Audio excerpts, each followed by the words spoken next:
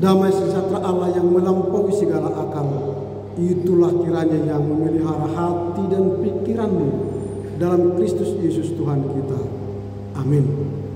Firman Tuhan yang akan kita dengar dalam Minggu Trinitatis hari ini, Minggu 15 Juni 2025, tertulis dalam kitab Yesaya pasal 61 ayat 1 sampai 9. Saya baca dari Alkitab terjemahan baru 2, demikian tertulis. Kabar baik kepada Sion. Roh Tuhan Allah ada padaku, karena Tuhan telah mengurapi aku.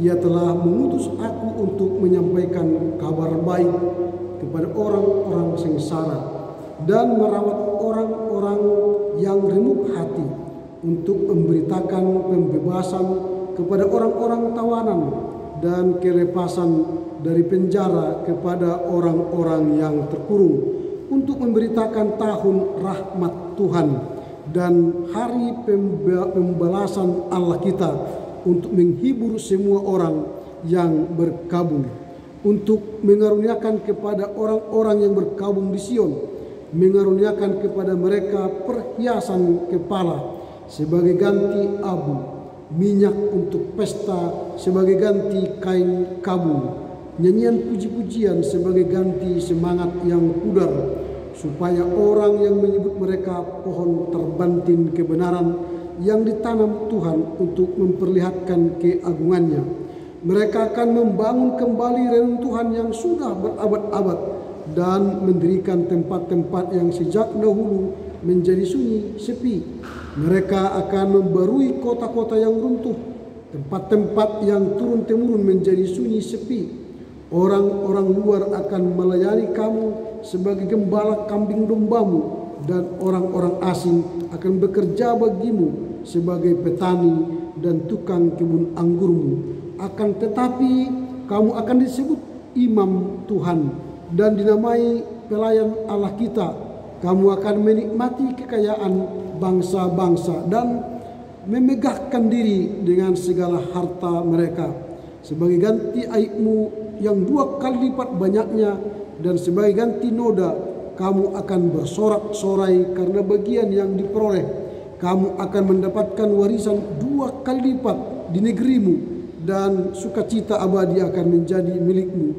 Sebab aku Tuhan mencintai hukum, membenci perampasan dan kecurangan. Aku akan memberi upahmu dengan benar, dan akan mengikat perjanjian abadi dengan kamu. Keturunanmu akan terkenal di antara bangsa-bangsa, dan anak cucumu di tengah-tengah suku-suku bangsa, sehingga semua orang yang melihat mereka akan mengakui bahwa mereka adalah keturunan yang diberkati Tuhan. Demikian firman Tuhan. Mari kita sambut dengan nyanyian. Berfirmanlah ya Tuhanku, aku siap mendengarkan. Bersabdalah ya Yesusku, firman-Mu kekuatan hidupku. Berfirmanlah ya Tuhanku, aku siap mendengarkan. Bersabdalah ya Yesusku, firman-Mu kekuatan hidupku. Horasma di taswina. Terpujilah Tuhan atas kebaikan-Nya yang memberi kita kesempatan untuk bersaksi, bersekutu, melayani di tengah keluarga, gereja, dan masyarakat. Setelah 1 minggu kita melakukan tugas pelayanan itu, dan kita menemukan banyak hal, baik suka maupun duka.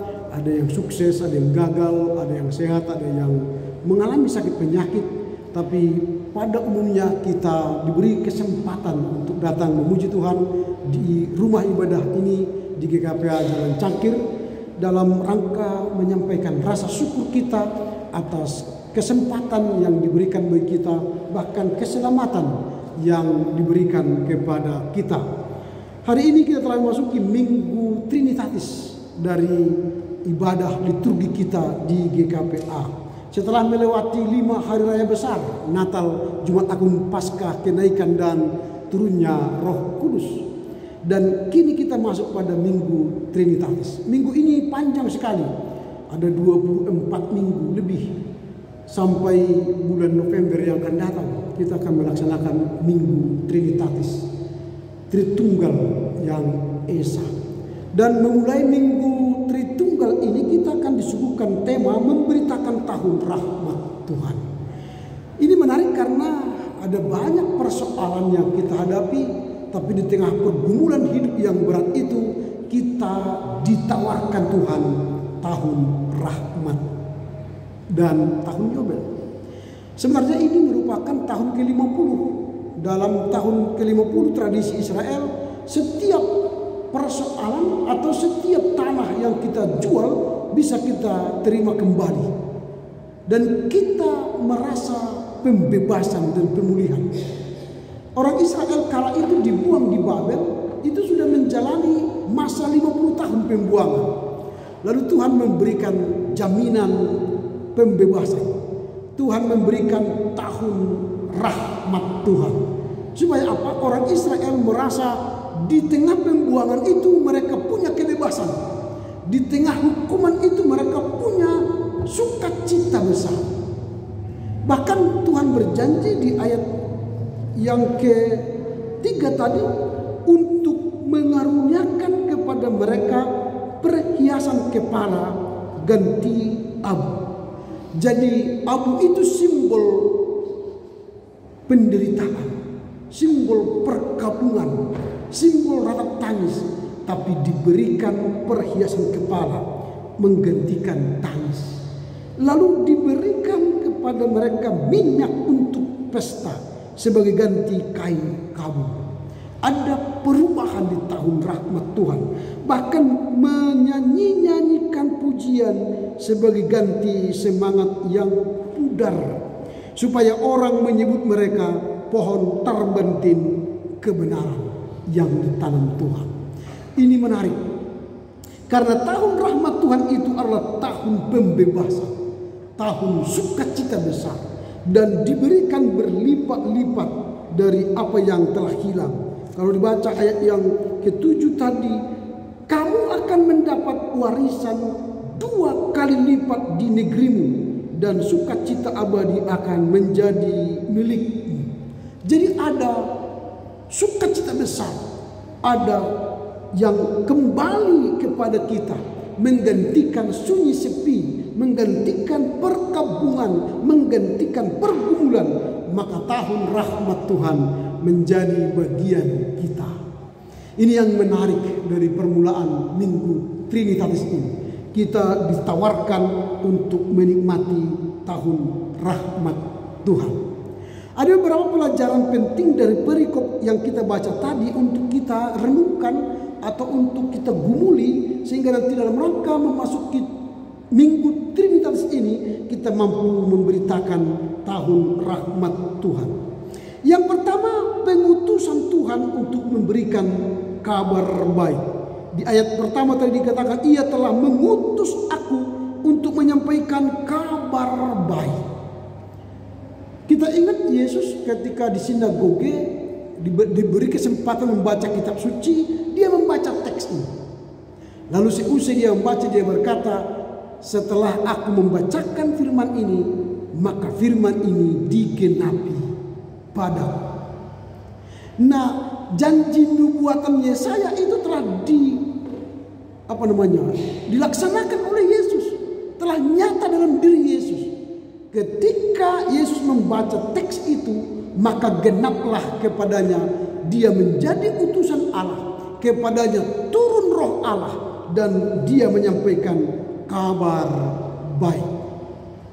Jadi kepada kita pun nanti kalau kita telah mendengar kabar baik, bahkan kita telah menerima turunnya Roh Kudus kepada kita, maka kita diutus memberitakan kabar baik. Minggu yang lalu kita baru saja menikmati ibadah turunnya Roh Kudus. Berarti semua warga jemaat GKPA yang beribadah kala itu telah diturunkan Roh Kudus kepada kita. Lalu kalau sudah diturunkan Roh Kudus, maka kita ditugaskan, diutus untuk apa? Memberitakan kabar baik. Lagu yang tadi, yang baru saja kita nyanyikan tadi itu, lagunya itu kan tugas orang yang telah diutus oleh Tuhan. Jika padaku ditanyakan apa yang akan kuberitakan pada dunia yang penuh penderitaan, kan ku sampaikan kabar baik pada orang-orang miskin, pembebasan bagi orang yang ditawan, yang buta dapat penglihatan, dan sebagainya. Jadi turunnya Roh Kudus memberi jaminan bagi kita. Kita adalah orang yang diutus untuk apa? Membawa kabar baik. Tadi saya beribadah di GKPS, lagunya begini, berhembuslah Roh Kudus, gitu kan. Lalu saya kritisi katanya, di teologi kita telah menolak kata berhembuslah Roh Kudus. Tidak ada pernah kita rayakan Roh Kudus berhembus. Roh Kudus itu pribadi. Minggu yang lalu dikatakan, aku akan mengirim kepadamu penghibur yang lain. Maka kita rayakan turunnya Roh Kudus, bukan berhembus Roh Kudus. Kita merayakan berhembus Roh Kudus. Bukan begitu. Turun pribadi yang lain. Mengapa yang lain? Karena yang utama, pribadi yang utama, penolong yang utama, yaitu Yesus telah naik ke surga. Maka karena yang utama sudah naik ke surga, maka dia utus yang lain. Namanya Parakletos. Parakletos itu penghibur yang lain, bukan Perikletos. Seperti yang dikatakan orang dari agama seberang, yang datang itu bukan Parakletos tapi Perikletos. Perikletos artinya yang terpuji, yang terhormat. Yang terpuji, yang terhormat itu dalam agama mereka ialah Muhammad. Jadi yang datang adalah Muhammad katanya. Tidak, kita tolak pernyataan itu. Yang datang pada turunnya Roh Kudus ialah Parakletos, penolong yang lain, yaitu Roh Kudus. Jadi itu yang kita pelajari dari teks hari ini. Pengutusan Tuhan untuk memberitakan kabar baik. Maka kita yang telah turun Roh Kudus dalam diri kita, dalam roh kita, ada bersama kita, ia hidup bersama kita. Itu khotbah minggu yang lalu. Roh itu ada bersama kita, tinggal bersama kita, hidup bersama kita. Maka kita ditugaskan untuk apa? Bawalah kabar baik. Karena dunia menawarkan kabar buruk. Bad news. Bangun pagi, tonton televisi yang diberitakan kabar buruk. Baca medsos, baca koran yang diberitakan kriminal. Wah, capek. Tapi kabar baik tidak ada. Tidak ada yang menyebar kabar baik. Tapi yang aneh, orang sudah membaca kabar baik, tapi lebih suka membaca kabar buruk. Coba nanti baca post metro. Wih, kenapa ya? Kenapa ya? Tapi habis juga dibaca. Tapi kalau baca Alkitab baru Yesaya 61, Roh Tuhan ada padaku. Udah langsung mau ngantuk. Kabar baik membuat kita ngantuk. Tapi kabar buruk mata kita jelalatan. Iya kan? Ini fenomena. Maka minimal kabar baik itu menjadi tawaran utama dan pertama ketika kita mulai beraktivitas. GKPA Renungan Harian Medan Barat menawarkan, memudahkan kita yang malas baca. Klik saja GKPA Renungan GKPA Medan Barat. Dibacakan kepada kita, diterangkan lagi panjang lebar, didoakan lagi. Keren. Tapi sedikit yang like. Yang like, sedikit yang like, ya, sedikit yang subscribe, masih 3.000 sekian. Padahal jemaat kita ribuan orang, 30.000 orang. Kalau hanya 15.000 yang subscribe, itu menolong GKPA memberitakan firman Tuhan. Tapi mungkin suka kita menonton yang buruk-buruk, pelakor, tadi itu drakor, Iya kan? Itu yang suka kita tonton. Berseri-seri pun tidak apa-apa, membayar pun gak apa-apa. Tapi kabar baik kita skip. Mungkin baca WA ada renungan, nah ini di skip. Tapi kalau ada perkelahian, wah dia komen, dia paling banyak komennya. Tapi kalau kabar baik, tak ada yang like, tak ada yang komen. Itu mungkin Roh Kudus tidak sedang bekerja dalam hatinya. Orang yang penuh dengan Roh Kudus, dia harus memberitakan kabar baik. Itu yang pertama. Yang kedua, tahun rahmat Tuhan adalah tahun pembebasan. Saya tidak tahu kapankah tahun pembebasan itu. Mungkin itu pertanyaan kita. Itu adalah momen. Saya katakan tadi di Israel itu 50 tahun, tahun rahmat Tuhan. Mungkin kita tidak perlu tunggu 50 tahun. Waktu kita ulang tahun, waktu kita ulang tahun pernikahan, waktu kita mendapat job, waktu kita menemukan sesuatu momen, itu juga tahun rahmat Tuhan. Kesempatan untuk mengevaluasi diri kita. Apakah aku telah membawa pembebasan? Atau aku yang terbelenggu? Aku yang terpenjara? Aku yang terikat? Hati-hati. Maka tugas kita sekarang ialah bawalah pembebasan kepada orang-orang yang terpenjara. Pak Pendeta, saya tidak lihat orang yang terpenjara, bebasnya mereka ke GKPA, jalan-jalannya mereka di pasar sana. Betul. Tapi banyak orang yang sekarang terpenjara karena penderitaan. Penderitaan ekonomi, penderitaan penyakit, penderitaan jenjang karir, penderitaan soal harga diri, martabat. Kita terbelenggu di sana. Puluhan tahun telah berdoa kepada Tuhan tidak dijawab. Kita terbelenggu di sana. Lalu tidak ada yang bisa membebaskan. Maka hari ini ketika kita membaca teks ini, kita membawa pembebasan kepada mereka. Supaya mereka tahu bahwa Tuhan mengasihi mereka yang terbelenggu. Dan kitalah alatnya untuk membebaskan mereka. Itu yang kedua. Yang ketiga, penyembuhan dan pemulihan. Kalau kita baca ayat 3 dan 4 dikatakan di sana untuk mengaruniakan kepada orang-orang yang berkabung di Sion, mengaruniakan kepada mereka perhiasan kepala sebagai ganti abu. Di situ terjadi pemulihan. Hidup kita ini tidak ada yang sempurna. Terkadang kita jatuh ke dalam dosa, kita menyakiti orang, kita disakiti orang, kita mengecewakan orang, kita dikecewakan orang, dan sebaliknya hidup ini penuh dengan pergumulan. Tapi kalau kita melakukan kesalahan dan orang melakukan kesalahan kepada kita, kita butuh penyembuhan dan pemulihan.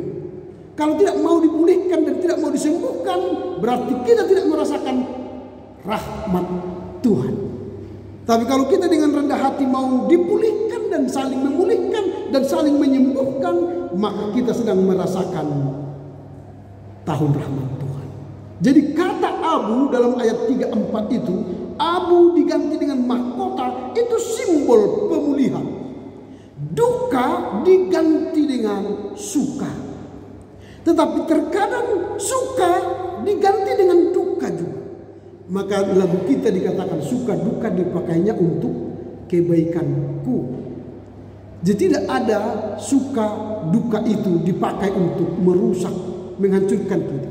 Tapi kala duka kita diajar untuk taat setia. Kala suka kita diajar bersyukur kepada Tuhan.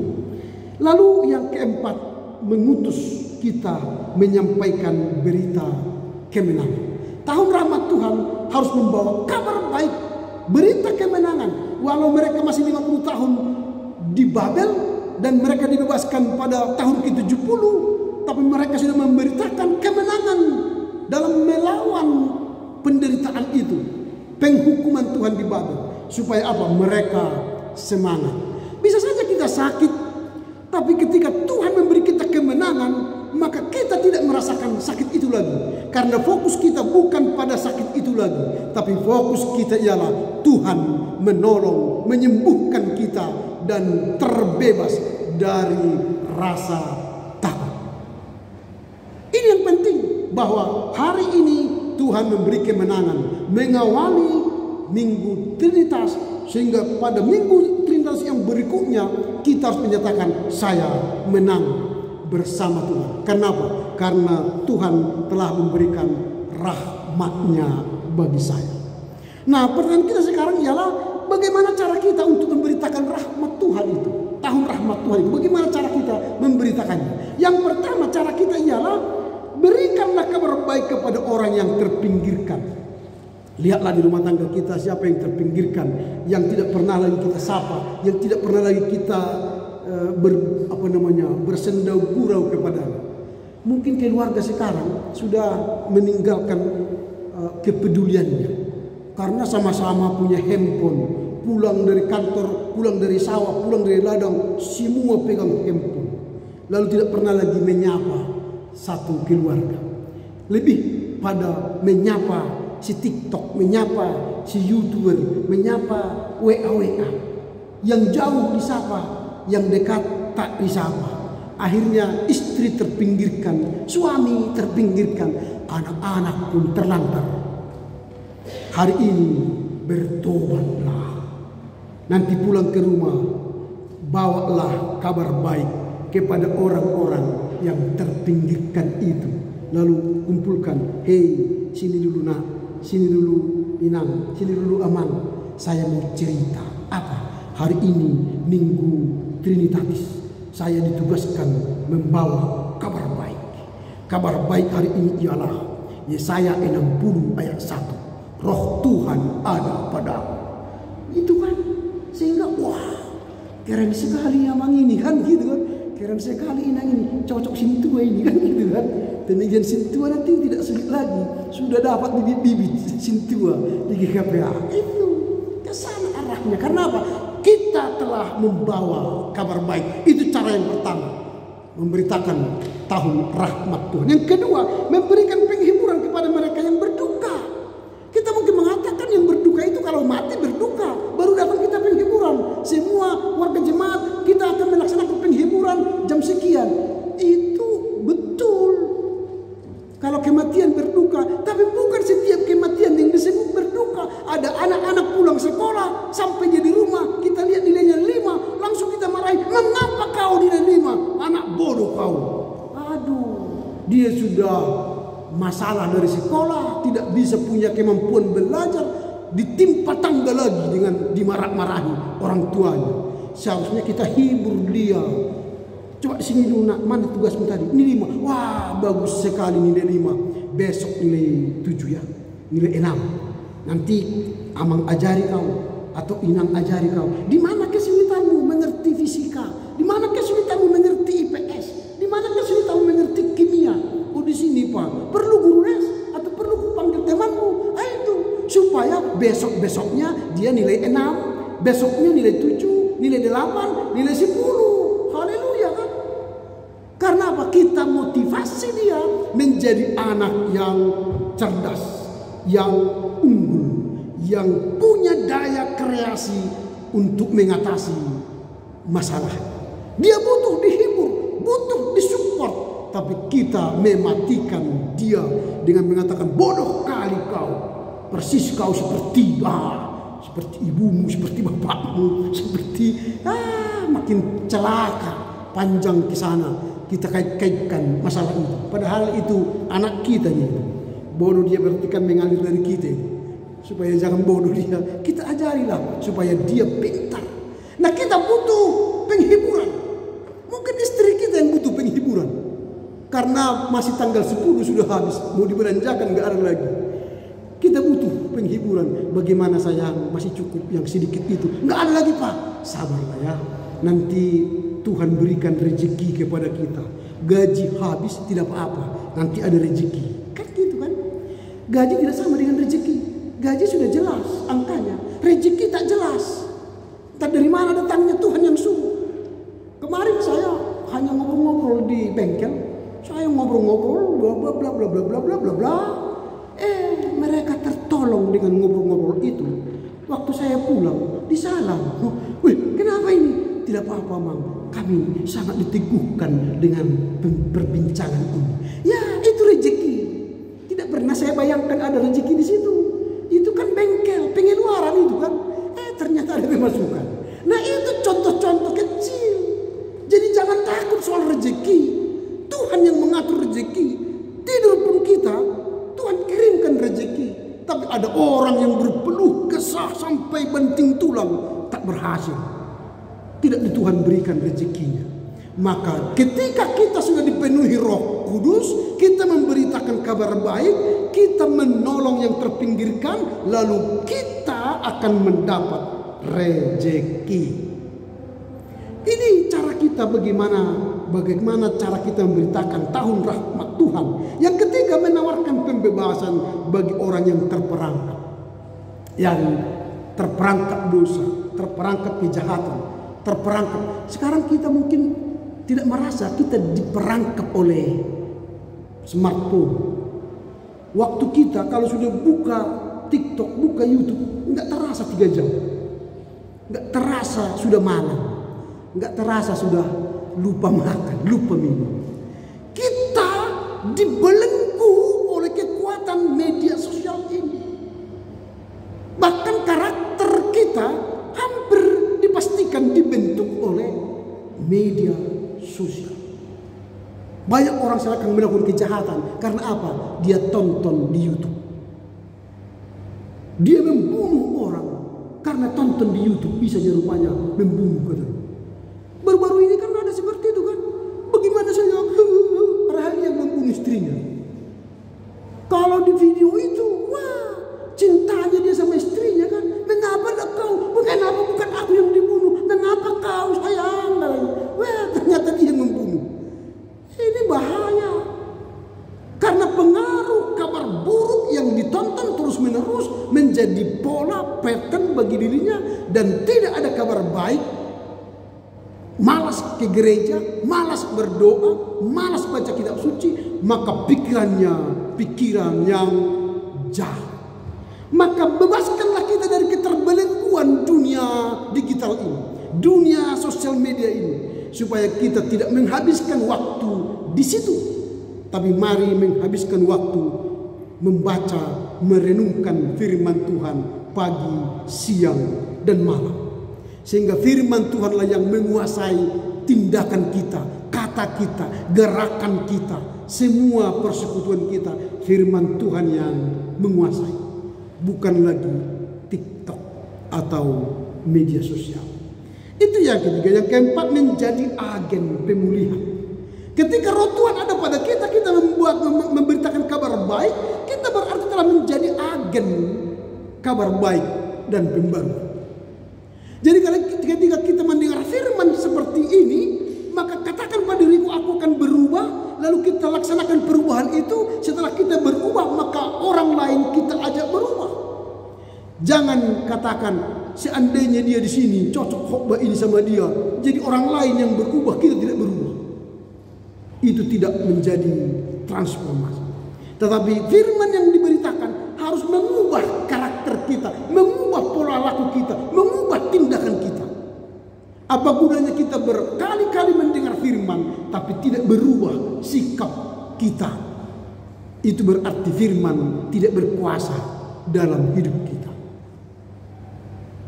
Ada orang yang sekali mendengar firman lalu melakukannya, menghidupinya, menghayatinya. Itu jauh lebih bermakna. Tapi ya, lebih baik ialah sering mendengar firman dan sering melakukan firman. Itulah orang yang menjadi agen pemulihan. Inilah beberapa catatan bagi kita sekarang. Pertanyaan terakhir, apa yang hendak kita renungkan, yang kita bawa pulang sehingga kita merayakan ibadah Minggu Trinitatis ini. Ada sesuatu yang kita lakukan dalam minggu-minggu ke depan. Yang pertama, bersyukurlah atas tahun rahmat Tuhan itu. Jadi katakan kepada diri kita, terima kasih Tuhan, saya menikmati tahun rahmat-Mu. Setiap hari adalah rahmat-Mu yang saya terima untuk mengoreksi saya, mengevaluasi saya, untuk melihat apa yang hendak Tuhan nyatakan kepadaku untuk saya lakukan. Bersyukurlah ada tahun rahmat Tuhan sebagai pernyataan kasih Tuhan kepada kita. Kendati kita orang yang lemah, orang berdosa, Dia memberikan rahmat ilahinya kepada kita. Yang kedua, mari membawa kabar baik kepada setiap orang Maka bangun pagi-pagi, baca kitab suci, doa tiap hari, share yang kita baca itu. Kirimkan ke anak-anak kita, ke cucu kita, ke grup-grup WA kita, supaya apa? Orang membaca kabar baik.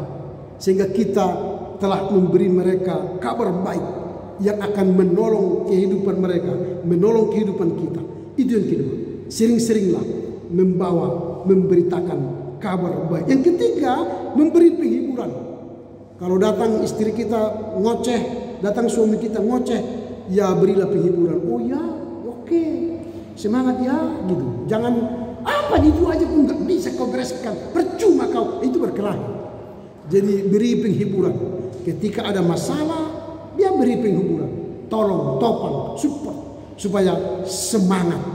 Aku gini sekarang, sakit kepalaku, sakit perutku. Oh ya, mau minum teh manis, kopi, mau makan panadol, miksa grip, tanya aja supaya dia terhibur, semangat lagi, dan ada orang yang peduli kepadanya. Daripada sakit perutku, udahlah, udah biasa kau seperti itu, tahankanlah. Itu kan tidak menolong. Makin sakit perutnya bukan karena apa? Karena jawaban yang tidak menghibur. Jadi jawaban kita harus menghibur dan menolong. Ketiga, memberi pemulihan dan membangun kembali yang rusak. Jadi kalau ada kata-kata kita yang menyakitkan, minta maaf aja. Tindakan kita yang salah, minta maaf aja.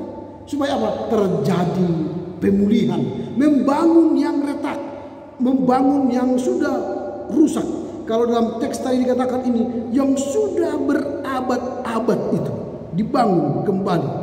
Mereka, ayat 4, mereka akan membangun kembali reruntuhan yang sudah berabad-abad dan mendirikan tempat-tempat sejak dahulu menjadi sunyi sepi. Jadi yang sudah hancur kita perbaiki. Ada orang pandohnya lak Batak, hotang binebe, hotang pau-pau kudali, pagu-pagu tarugi, na tading taulahi, na sega tapauli. Itulah hidup. Terjadi pemulihan. Dan yang terakhir, hidup kita menjadi saksi pemberita rahmat Tuhan. Jadi kita yang merayakan Minggu Trinitas sekarang, merayakan tahun rahmat Tuhan ini, menjadi saksilah kita. Berarti kita menjadi teladan, kita menjadi tiruan, kita menjadi soko guru di tengah keluarga, gereja, dan masyarakat. Kiranya Tuhan menolong kita mengerti memahami firman-Nya dalam Minggu Trinitas ini, memberitakan tahun rahmat Tuhan kini sepanjang masa. Amin.